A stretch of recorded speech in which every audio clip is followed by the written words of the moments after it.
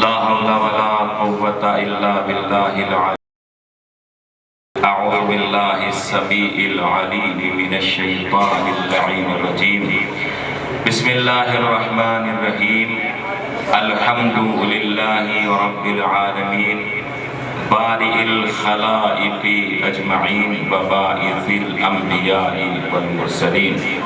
الصلاة والسلام على نبينا المؤيد ورسولنا المسدد المصطفى الأمجد المحمود الأحمد حبيب إله العالمين أعني رحمة للعالمين أبي القاسم محمد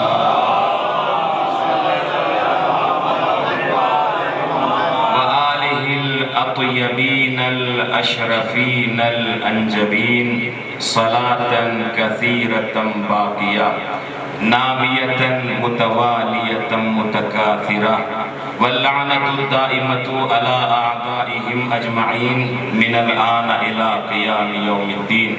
أما بعد فقد قال رسول الله صلى الله عليه وآله وسلم الحسن والحسين امامان قاما أو قعدا. صلوات پر محمد.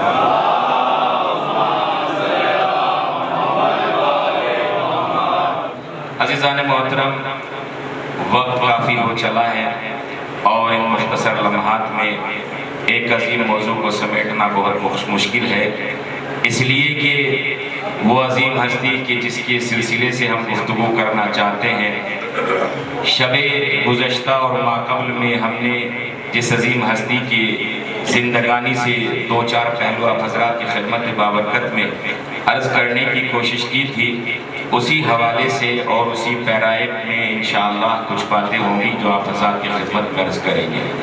سب سے پہلی بات تو یہ کہ اللہ کی وہ عظیم ترین شخصیت کہ جس کا یہ قول اور یہ بیان اور یہ کلام ہے کہ جس کو آپ حضرات نے سماعت فرمایا، وہ عظیم شخصیت کہ جس کے قول اور فعل میں کوئی تضاد نہیں، جس کی ذات پر اعتبار لازمی ہے، جس کی ہر بات پر اعتبار ہمارے لیے ضروری ہے۔ ہم میں سے کوئی بھی اس کی بات پر اعتبار نہ کرے تو مسلمان نہیں رہتا۔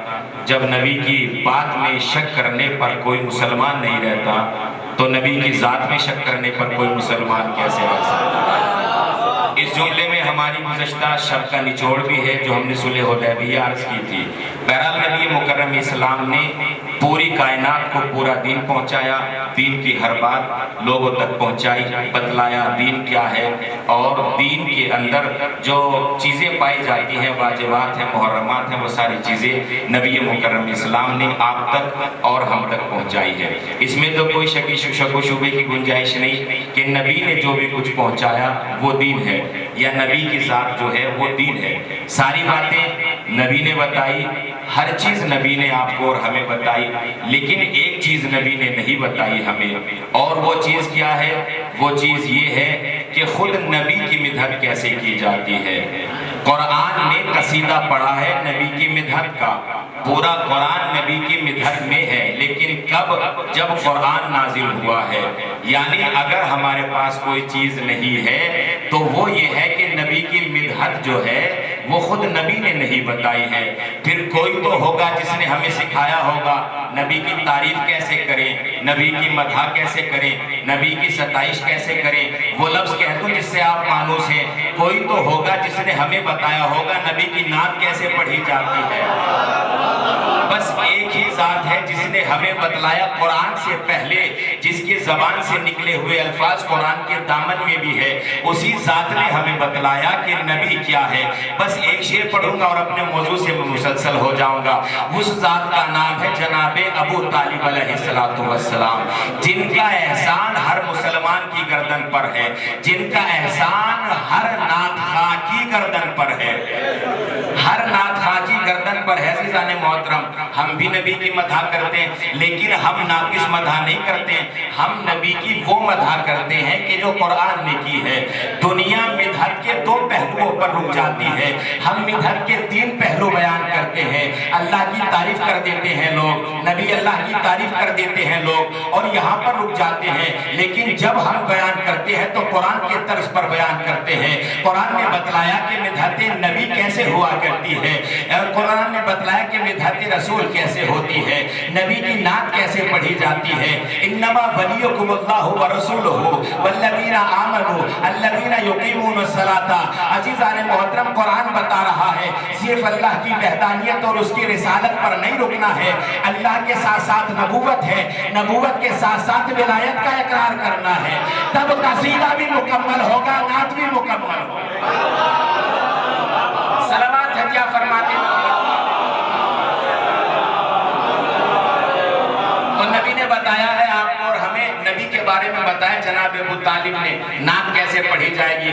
آئیے ایک شعر پڑھتا ہوں بس اور واضح ہو جائے گا۔ لوگ پوچھتے ہیں نا کہ ایمان جناب ابو طالب علیہ السلام کا کیا ہے۔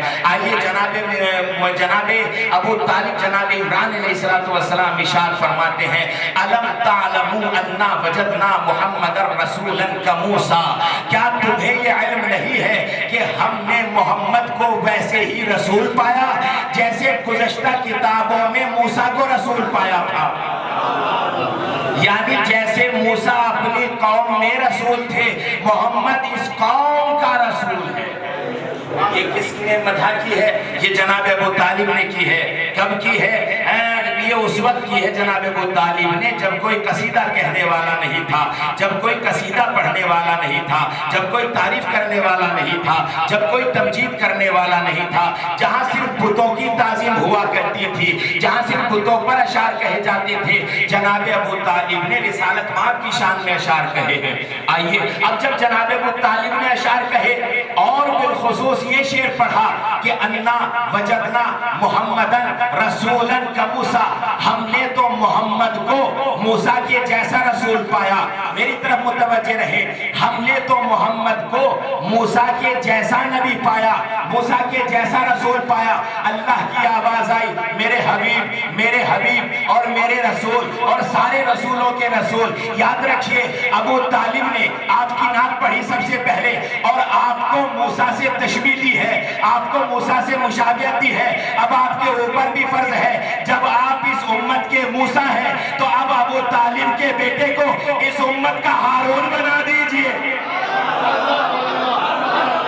اب آپ ابو طالب کے بیٹے کو اس امت کا ہارون بنا دیجئے اور بس نبی کی زبانیں وَمَا يَنْتِقُ عَنِ الْهَوَىٰ إِنْ هُوَ إِلَّا وَحْيٌ يُوحَىٰ سے بس یہ جملہ نکلا، یا علی انت منی بمنزلت ہارون من موسیٰ، علی آپ میرے نزدیک ویسے ہیں جیسے موسیٰ کے نزدیک ہارون،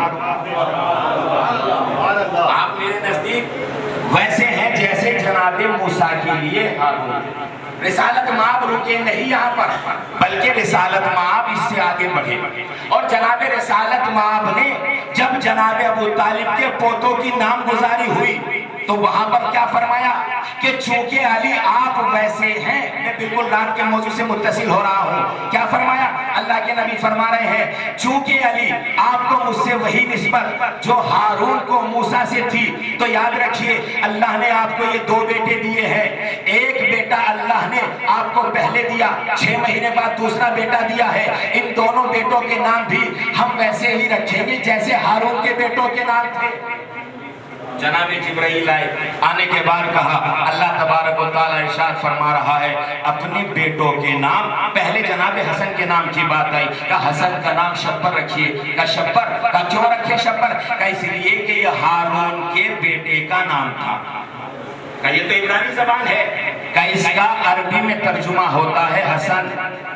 پھر امام حسین کی ولادت ہوئی، نبی مکرم اسلام نے فرمایا اس بیٹے کا نام رکھے شبیر، جناب جبریل نے کہا اس کا نام رکھے شبیر، آپ نے فرمایا کیوں رکھے؟ کہا اس لیے کہ جناب ہارون کے بیٹے کا نام تھا شبیر اور شبیر کو عربی میں کہتے ہیں حسین، اور تیسرا بیٹا جو دنیا میں نہیں آئے گا لیکن باطل کے منہ سے نقاب اتار لے گا فاسق کی، وہ ہوگا مشبر جس کو کہتے ہیں محسن۔ 3 بیٹے. آپ آواز پر نہیں جائے گا, آواز تھوڑی گرفتار. رات بھی مجلس پڑھی تھی, صبح بھی مجلس پڑھی تھی سرسی میں, اور پھر جو ہے وہ 24 گھنٹے میں آپ جو 2 گھنٹہ سوئے ہیں, تو اس لیے آواز تھوڑی سی گرفتار. بہرحال ایک صلوات پڑھیں محمد والا.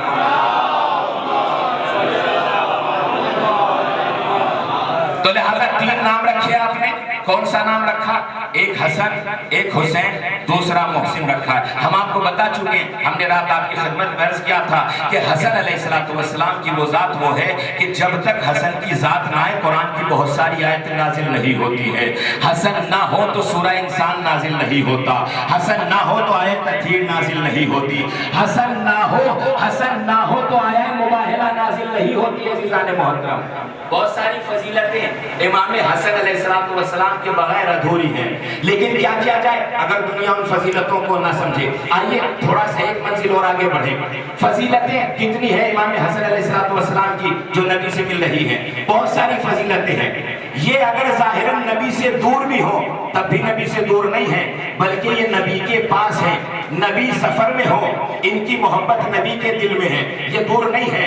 نبی کے پہلو میں ظاہراً یہ دفن نہ ہو, ظاہراً نبی کے پہلو میں دفن نہ ہو, تب بھی یہ نبی کے سینے سے بالکل متصل ہے, بالکل چسپاں ہے, بالکل ملے ہوئے ہیں. کیوں؟ اس لیے کہ نہ نبی سے جدا نہ یہ نبی سے جدا, اس لیے کہ یہ نبی کا جز ہے, اور جز کل سے جدا ہو جائے تو اصلیت باقی نہیں رہتی. لہذا ہر مسلمان پر فرض ہے, اگر سچا اور پورا رسول چاہیے تو حسن کو جدا نہ کرو رسول سے, حسین کو جدا نہ کرو رسول سے. تو آپ کو سب کچھ سچا ملے گا. اب دیکھیے, میں تاریخ کے دامن سے 1-2 عظیم چیز آپ کی خدمت میں پیش کروں. واقعہ آپ کا سنا ہوا ہے, لیکن اس میں 2 باتیں ہم نکال کر لائے ہیں آپ کے لیے, بڑی عظیم باتیں, اور یہ تحفہ ہے آپ لوگوں کے لیے. بچوں کا دل مچل جائے, نانا ہمیں فلاں چیز چاہیے, تو ایسا نہیں ہے کہ کسی صحابی کو حکم دیتے ہیں جاؤ اپنے گھر سے لے کے آؤ, نہیں, جنت سے آ جاتی ہے. بچوں نے اگر کہہ دیا سب کے پاس کپڑے ہیں عید کے, ہمارے پاس تو کپڑے نہیں ہیں, ابھی انکشاف ہم نے کیا, بات عرض کرنا چاہتے شاید کسی قابل بات. یہ جو کپڑے آئے تھے نا جناب سیدہ کے کہنے پر نہیں آئے. آپ نے سنا ہے کہ درزی لے کے آئے گا, کہا ہے جناب سیدہ نے درزی لے کے آئے گا. اس سے پہلے امام حسن امام حسین کہہ چکے ہیں, کیا کہہ چکے ہیں؟ نانا رسول خدا ہمارے پاس لباس نہیں ہے, اتنا کہہ دینا کافی, اللہ کی مشیت ہو گئی, خازن تم کو درزی بن کر جانا ہے.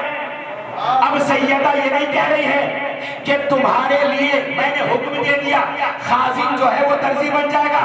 سیدہ بتا رہی ہے کہ درزی بن چکا ہے, لے کر آئے گا.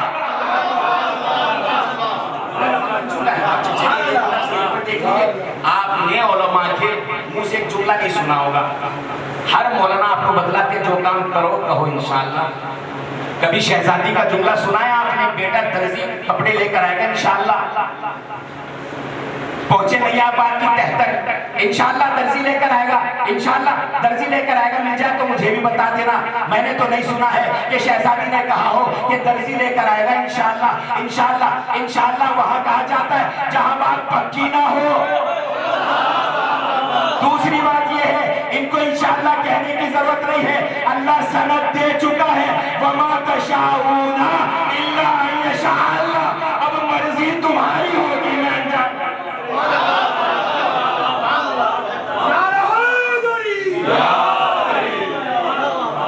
فرما دیا کہ درزی آ جائے گا لے کر, اور آیا بھی تو درزی لے کر آیا. کیا لے کر آیا؟ لباس. صرف کپڑا نہیں ہے, 2 جوڑی جوتے ہیں, 2 جوڑی جراب ہیں, 2 جوڑی ازار یعنی شلوار یا پاجامہ جو بھی تھا, 2 جوڑی کرتا ہیں, 2 جوڑی ابا ہیں, 2 جوڑی امامے ہیں.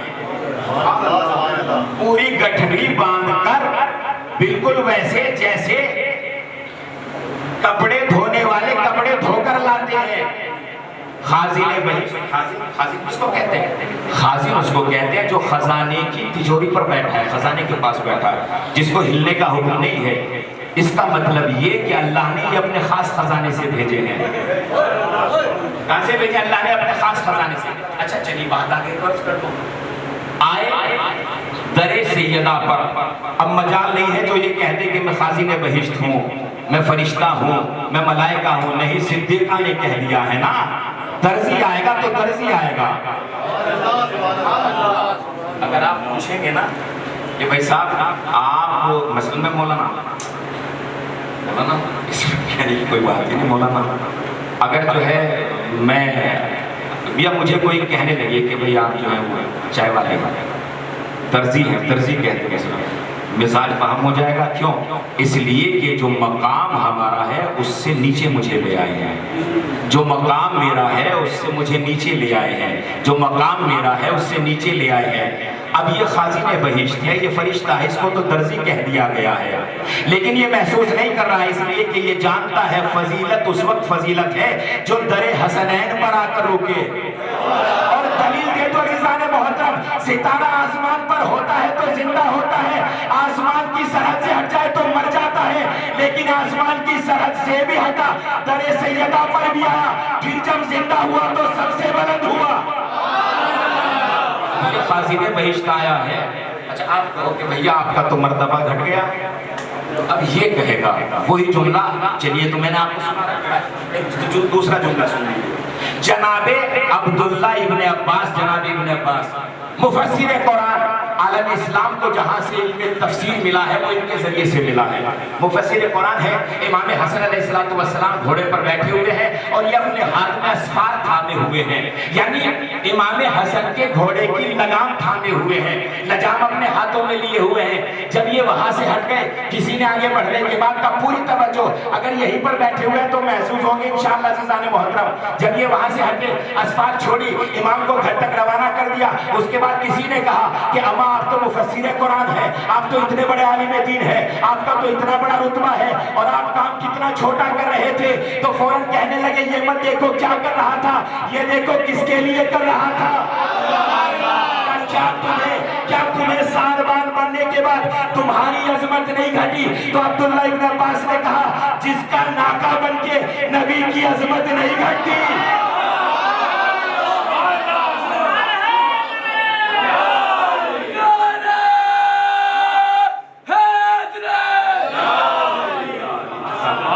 جن کا ناکا بننے میں اللہ کے نبی کی عظمت نہ گھٹے، یہ جملہ ہے تاریخ جو آپ کے خدمت میں پیش کیا ہے.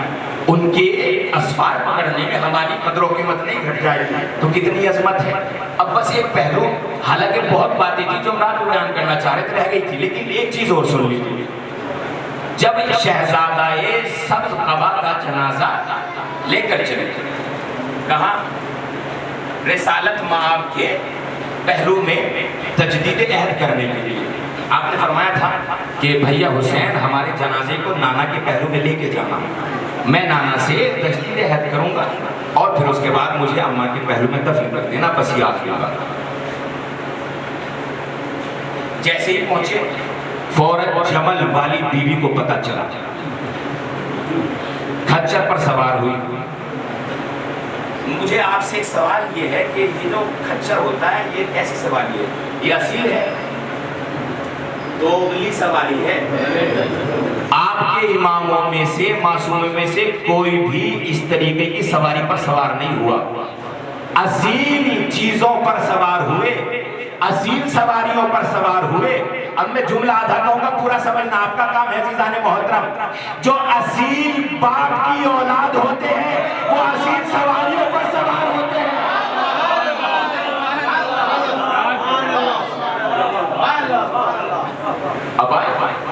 اب وہاں آنے کے بعد جو ہے مکالمہ دو لوگوں سے ہوا ہے، وقت ہے نہیں. جناب ابن عباس سے بھی بہت گفتگو ہوئی ہے. امام حسین سے یہ 5ویں امام کی روایت ہے. 5ویں امام بیان فرما رہے ہیں کہ جب جنازہ پہنچا ہے اس وقت جو وہ بی بی آئی نا ہاتھ میں ایک لال رومال لے کر اور کچھ افراد کو لینے کے بعد، اور ساتھ میں وہ ہے مروان جس کو تڑپال کیا تھا اللہ کے نبی نے، وہ ساتھ میں ہے، اس کا حق خیال. اور جیسے ہی پہنچے ہیں نا وہاں فوراً کہتی ہے لے جاؤ یہاں سے اپنے بیٹے کو، ان فرزند تامرا عزیزہ ببری، اس اپنے بیٹے کو یہاں سے لے جاؤ. میں کہوں گا آپ تو پوری امت کی ماں ہیں، نہیں ہے؟ قرآن نے کہا مانتے ہیں وہ سارے لوگ، لوگ ہم پر اعتراض کرتے ہیں کہ آپ کیوں نہیں مانتے ماں؟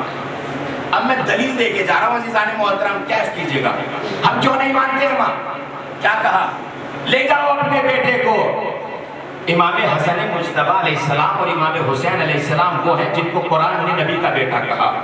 کائنات میں کوئی نبی کا بیٹا ہو نہ ہو، بس یہ دو نبی کے بیٹے ہیں۔ نہ پہنچے نہیں ہیں آپ، بس یہ دو نبی کے بیٹے ہیں۔ اور وہ کیا کہہ رہی ہے؟ اس اپنے بیٹے کو لے جاؤ، یعنی میرا بیٹا نہیں ہے، میرا بیٹا نہیں ہے۔ اما جو حسن کی ماں نہیں ہو سکتی وہ ہماری ماں بھی ہے۔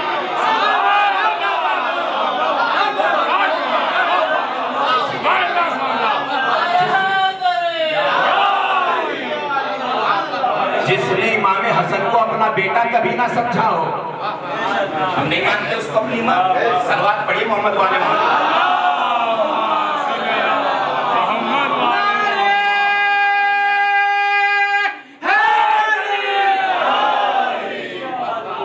کہنے لگی کہ لے جاؤ یہاں سے اٹھا کر، یہاں دفن نہیں ہونے دوں گی۔ کہا کیوں؟ دفن کا مسئلہ تھا ہی نہیں۔ لیکن پھر بھی پوچھا مولا حسین نے آگے بڑھنے کے بعد، کیوں دفن نہیں ہونے دوں گی؟ کہا اس لیے کہ میں نبی کی حرمت کو پامال نہیں ہونے دوں گی۔ چلیے میں بات روکنے کے بعد جناب ابن عباس کا جملہ کہہ دوں۔ یہ جملہ جناب ابن عباس سے بھی کہا تھا۔ جناب ابن عباس نے اس سے جب کہا نا کہ میں نبی کی حرمت کو پامال ہونے نہیں دوں گی، تو فوراً اس وقت جناب ابن عباس نے بڑھ کے کہا تھا اس سے پہلے میدان میں پامال کر چکی ہو، نبی کی حرمت کو پامال کر چکی۔ امام حسین سے یہ بھی جملہ کہا میں نبی کی حرمت کو پامال نہیں ہونے دوں گی۔ امام حسین نے 3 قرآن مجید کی آیتیں پڑھی۔ آپ نے فرمایا سورہ حجرات کی آیت لا ترفعوا اصواتکم فوق صوت النبی، اس سے پہلے امام نے دوسری آیت پڑھی۔ دیکھیے ہمارا جو طریقہ ہے، ہم جو آیتیں یا روایتیں پڑھتے ہیں جو تاریخ کے دامن میں ہوتی ہے نا، وہاں پر وہی بنون آپ کی خدمت میں ہم بیان کرتے ہیں۔ کیوں؟ اس لیے کہ اگر ویسے بیان نہ کریں تو یہ جو ہے خیانت ہو جائے گی، اور یہ ہم اہتمام اس لیے کرتے ہیں چونکہ معصومین نے کہا ہے ہماری حدیثوں کو جو ہے نا تم ادھر ادھر نہ کرنا، اپنے اعتبار سے بیان نہ کرنا۔ پہلے امام فرماتے ہیں قرآن مجید نے فرمایا ہے یا ایھا الذین آمنوا لا تدخلوا بیوت النبی الا ان یؤذن لکم، جب تک نبی کے گھر سے تمہیں اجازت نہ مل جائے خبردار نبی کے گھر میں داخل نہ ہو جانا، نبی کے گھر میں داخل نہ ہو جانا۔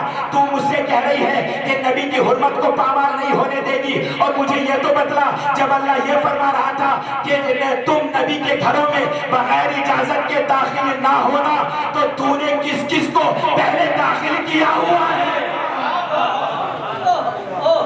پہلے سے نہیں ہے وہاں پہ جو تم ان کو دفن کرنے سے منع کر رہی ہے۔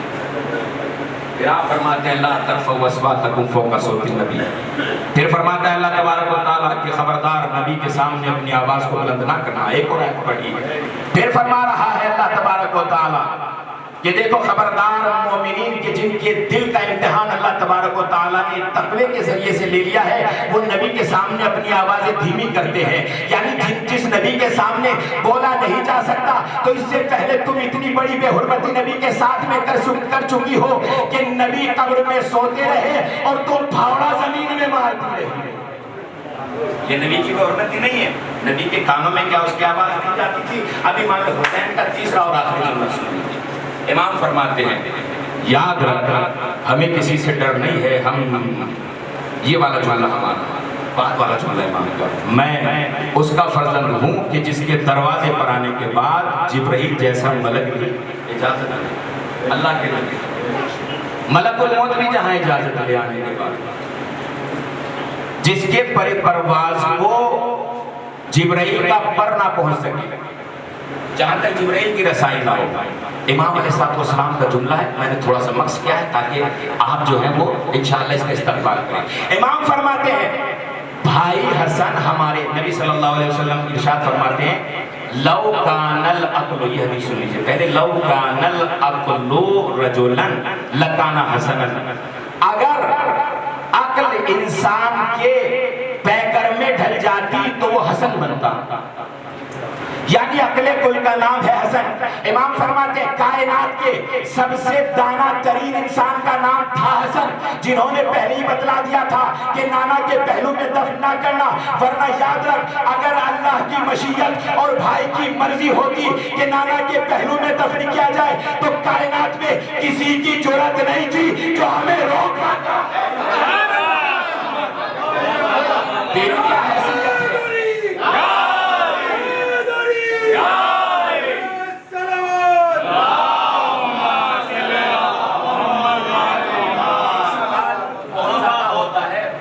مراد آباد میں کہ ماں کہے نہ کہے، امام حسن نے ماں مانا ہو تو مان لو۔ وہ بات ماننی ہے نا کہ جو اماموں نے مانی ہے، جو آپ امام کرتے رہے۔ امام حسن نے ایک بار بھی ماں کہا ہو تو ماں مان لو، امام حسین نے ایک بار بھی ماں کہا ہو تو ماں مان لو، اور جب کہا ہی نہیں ہے تو زبردستی کا مرا ہوا سانپ گلے میں کیوں ڈال رہے ہو؟ سوال ہوگا قیامت میں۔ اس لیے کہ جس شخص کی جو دشمن اہل بیت ہو، ہلکی سی بھی محبت کا گوشہ دل میں ہوگا تو اللہ عبادت قبول نہیں کرے گا۔ تو یہ ہے امام حسن مجتبیٰ، کتنی عظیم ہے، کتنی عظیم شخصیت، کتنے عظیم پہلو۔ امام حسن مجتبیٰ علیہ السلام کے نام آ رہے ہیں تو وہاں سے آ رہے ہیں۔ چلیے ایک پہلو اور، ایک بس آخری بات ہے اور 2 منٹ اس کے اندر لگے، اس سے زیادہ نہیں۔ ہم نے کل ایک ابتدائی تقریر میں ایک بات کہی تھی، ان کے حرکات و سکنات کو اللہ نے عبادت بنایا ہے۔ جانتے ہیں ہر نماز کی ابتدا میں 7 تکبیریں ہیں، 6 تکبیریں مستحب ہیں، 7ویں تکبیر جو ہے واجب کی ہے۔ 6 تکبیریں کیسے مستحب ہوئی؟ آپ کے مولا حسن کھڑے ہوئے ہیں نبی کے برابر میں، نبی مکرم اسلام نے تکبیر کہی اللہ اکبر، امام حسن مجتبیٰ نے بھی اللہ اکبر کہا، نبی کو آواز پسند آئی اپنے بیٹے کی، پھر دوبارہ سے کہا اللہ اکبر، پھر تیسری مرتبہ کہا، پھر چوتھی مرتبہ کہا، 6 مرتبہ جب کہہ لیے تو پھر اس کے بعد 7ویں تکبیر کہہ کر نبی نے شروع کیا۔ اور ہر مسلمان پر یہ مستحب ہو گیا کہ اپنی نماز کو اگر بابرکت بنانا چاہتے ہو حسن کی سنت ادا کرنا پڑے گی۔ امام حسن کو امام حسن علیہ السلام نبی کے پاس ہے، صحابیان کرام نے دیکھا کہ رسالت میں آپ نماز پڑھ رہے ہیں لیکن آپ بیٹھے ہوئے ہیں، اور جیسے ہی آپ بیٹھے تو امام حسن آپ کی گلے سے جو ہے وہ چمٹ گئے، اپنی باہیں گلے میں ڈال دی، اور جب رسالت مآب کھڑے ہوئے تو ایسے ہی لے کر اپنے نواسے کو کھڑے ہوئے۔ پیچھے کھڑے ہوئے سب لوگوں نے دیکھا اللہ کے نبی نے اپنے حسن کو بوسہ دیا۔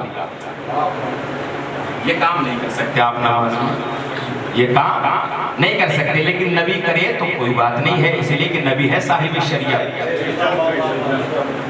اس کے بعد امام حسن مجتبیٰ نبی کی پشت پر آ گئے۔ کئی مقام کا واقعہ ہے، یہ روز ایسا ہوا کرتا تھا، ایک بار کا واقعہ نہیں، یہ کئی مرتبہ ایسا واقعہ ہوا ہے۔ گھر الگ نہیں تھا، گھر وہی تھا، مسجد کا صحن میں دروازہ کھلا ہوا تھا، اس لیے کہ سب کے تو دروازے بند ہو گئے تھے نا، بس علی کا دروازہ کھلا ہوا تھا، اور نبی بتلا رہے تھے جس کو مسجد میں دروازہ کھولنے کا حق نہیں ہے اس کو میری مسند پر بیٹھنے کا حق کس نے دے دیا ہے؟ بس اس دروازے سے امام حسن مجتبیٰ آتے تھے، اور جیسے ہی آئے، آنے کے بعد آج نبی کے ساتھ جو ہے پوری نماز میں کھیلے ہیں امام حسن مجتبیٰ۔ اس کے بعد آپ پشت پر آ گئے، نبی کافی طول دیا، صرف امام حسین کی بات نہیں امام حسن کی بات کر رہا ہوں میں، بہار و انوار کا حوالہ صحابہ کرام نے بعد میں کہا اللہ کے نبی سجدے میں بڑی دیر آئے تھے، بڑی دیر ہو گئی تھی، آج کوئی فرشتہ آیا تھا؟ پوری توجہ، کہا نہیں کوئی فرشتہ نہیں آیا، کہا کوئی وحی آ گئی تھی؟ کہا نہیں، مقام امام حسن سمجھیے گا عزیزان محترم، کوئی فرشتہ آیا تھا؟ کہا نہیں، کہا کوئی وحی آئی تھی؟ کہا نہیں، رکنے کا حکم تھا شریعت کی طرف سے، اللہ کی طرف سے؟ کہا نہیں، کہا پھر آپ نے کیوں رکا، اتنا طولانی سجدہ کیوں کیا؟ کہا اس لیے کہ میری پشت پر حسن آ گئے تھے اور میں ان کا دل نہیں توڑنا چاہتا تھا، ہائے ہائے میں حسن کا دل نہیں توڑنا چاہتا تھا۔ یعنی اگر نبی نماز میں بھی ہو تو نبی نہیں چاہتے کہ حسن کا دل ٹوٹ جائے، حسن کا دل ٹوٹ جائے، حسن کا دل ٹوٹ جائے تو وہ کیسے مسلمان ہیں جو حسن کو قتل بھی کرتے رہے؟ وہ کیسے مسلمان کا نہیں؟ اس کے علاوہ عید کی نماز میں بھی تکبیریں ہیں، یہ جو کئی ساری تکبیریں ہیں نا قنوت، یہ بھی اس لیے ہے کہ امام حسن مجتبیٰ علیہ السلام نے تکرار فرمائی۔ اللہ کی طرف سے ساری نمازیں 2-2 رکعت تھی، اتنی دو رکعت شارع مقدس کی طرف سے یہ اذن ہوتا ہے. جو شارع ہوتا ہے، خود نبی بھی تو شارع ہے نا، اللہ کے بعد نبی شارع ہیں، شارع مقدس ہیں. کیا حکم ہوتا ہے؟ یہ ہے کہ تم چاہو تو اضافہ کر دو.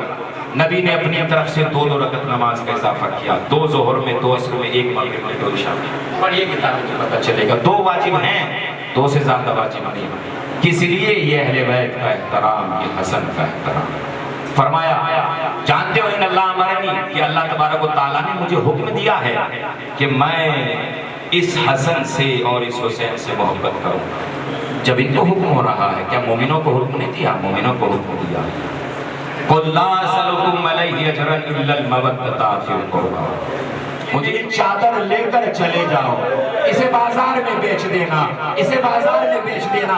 سلمان نے چادر لی اور لے کر آئے. اب اس سائی کو ساتھ میں لیا. عزادار سلمان نبی کے پاس نہیں آئے ہیں، بلکہ بازار کی طرف گئے ہیں اور اس ابا کو اس چادر کو اپنے دوش پر ڈالے ہوئے ہیں. اور لٹکانے کے بعد عزاداروں روتے جاتے ہیں، مدینے کی گلیوں میں آواز دیتے جاتے ہیں، ہے کوئی جو نبی کی بیٹی کی چادر خرید لے، ہے کوئی جو نبی کی بیٹی کی چادر خرید لے. عزاداروں دل تڑپ جائے گا آپ کا. عزاداروں بڑا کرب کا عالم ہے. اس واقعے کے اندر عزاداروں سنی گیا. اتنے میں ایک یہودی کا دروازہ کھلا ہوا تھا. اس نے سلمان کو دیکھا، سلمان کے ہاتھ میں چادر کو دیکھا. اس نے ایک صحیفہ نکالا، صحیفے میں اس چادر کے صفات پڑھے.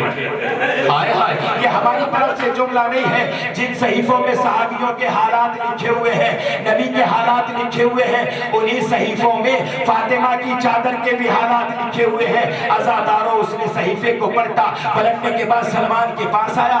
آنے کے بعد کہتا سلمان کیا واقعی یہ چادر بیچنا چاہتے ہو؟ کہا ہاں چادر بیچنا چاہتا ہوں. کہا میں یہ چادر خرید لوں گا تم سے. کہا اچھا ٹھیک ہے، لو یہ چادر لے لو. اس نے پیسے جناب سلمان کے حوالے کیے. پیسے لیے جناب سلمان نے. کہا لو یہ چادر لے لو. عزاداروں اس نے ایک عجیب سا جملہ کہہ دیا. وہ کہتا سلمان یہ چادر آپ سے نہیں لوں گا، آپ کے رسول سے لوں گا، رسول کے ہاتھ سے اس چادر کو لوں گا. عزاداروں رسالت مآب کی بارگاہ میں آئے. جناب سلمان کہتے ہیں مولا یہ شخص آیا کہتا ہے چادر خریدے گا، اس نے پیسے دے دیے ہیں لیکن چادر نہیں لے رہا، یہ کہتا آپ کے ہاتھوں سے لوں گا. عزاداروں نبی کے ہاتھوں میں چادر آئی. نبی نے گردن جھکائی اور نظروں کو جھکا کے کہا لے یہ چادر لے جا، لے یہ چادر لے جا. عزاداروں وہ قدموں میں گرا اور عزاداروں کہتا ہے اللہ کے نبی میں کلمہ پڑھنا چاہتا ہوں. یہ چادر ہے فاطمہ کی، یہ چادر ہے سیدہ کی، یہ چادر ہے بذات الرسول کی. جناب میں چادر اس وقت لوں گا جب مسلمان ہو جاؤں گا. عزاداروں آخری منزل ہے. وہ مسلمان ہوا، کلمہ پڑھا. نبی نے کہا اب آپ مسلمان ہو گئے ہیں، یہ چادر بھی پاک ہے، آپ بھی پاک ہو گئے ہیں، آگے بڑھیے اس چادر کو لے لیجئے. عزاداروں بڑا عجیب جملہ اس نئے مسلمان نے کہہ دیا اللہ کے نبی جب یہودی تھا تو اس چادر کو میں نے ہاتھ نہ لگایا، اب میں مسلمان ہو گیا ہوں تو اس چادر کو کیسے ہاتھ لگاؤں. میں سوچ رہا ہوں کہ اس بات کو سارے مسلمانوں نے سنا ہوگا، سارے صحابیوں نے سنا ہوگا کہ نبی کی بیٹی کی چادر کو ایسے ہاتھ نہیں لگایا جاتا. میں کہوں گا شام غریبان زینب یہ آپ کا مقدر ہے، ظالموں کے ہاتھ ہے اور آپ کی چادر ہے.